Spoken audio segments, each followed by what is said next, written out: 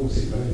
En France, c'est une communauté importante, peut-être moins organisée qu'il devrait être. Et parce que les élites kabyles qui sont ici étaient très longtemps centrées sur le combat qui se passe là-bas. Ils ont changé la donne en leur faveur pour leur droit, que les choses ont été dans ce sens. On a tout fait en tant que Kabyle pour améliorer l'Algérie, sur le plan démocratique, sur le plan des droits de l'homme, sur le plan des traditions, elle est faite. Pour les Français et pour les géographes, quoi. Oui. Pour les Français maghrébins, c'est au sud de la Méditerranée. L'inconvénient de cette dénomination est le fait qu'on enlève une chance à la France de montrer une communauté, qui sont tout à fait européennes, qui sont occidentales, qui ne fait pas dans le prosélytisme, mais qui s'insèrent parfaitement dans la cité française.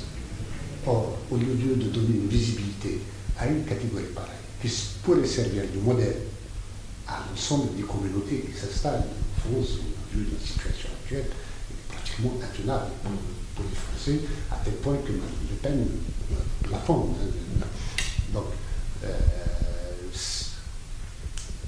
en restituant à la Kabylie et au Kabyle une certaine visibilité, on donne à la chance une possibilité de transcender un peu la situation et d'entraîner notre communauté dans le sens de l'intégration, plus que de l'assimilation, plus que dans le sens du repli identitaire.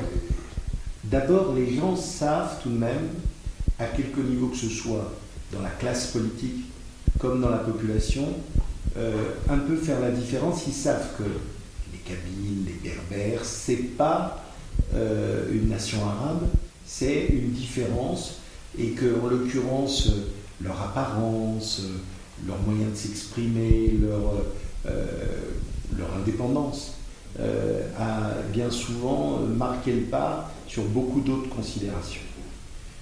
Donc ça, c'est positif. Ils savent quand même que c'est différent.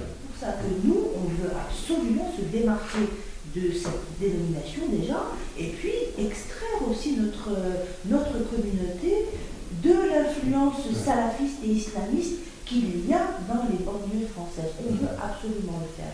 Et pour ce faire, il faut qu'on arrive à faire sortir notre jeunesse des griffes de ces gens-là. Et pour ça, il faut qu'on ait des choses à leur proposer. Et nous savons que j'ai fait un livre qui est paru au niveau de dernier, je ne sais pas si je vous en ai donné un exemplaire, qui montre tous les bouleversements qui s'annoncent. Je voudrais que la France accompagne ces bouleversements plutôt que de les subir. Par exemple, nous ne comprenons pas comment la France s'engage-t-elle dans une entreprise à la libyenne et en même temps garder de bonnes relations avec l'Algérie qui, elle, aide logistiquement, militairement. On est dans un siècle de communication.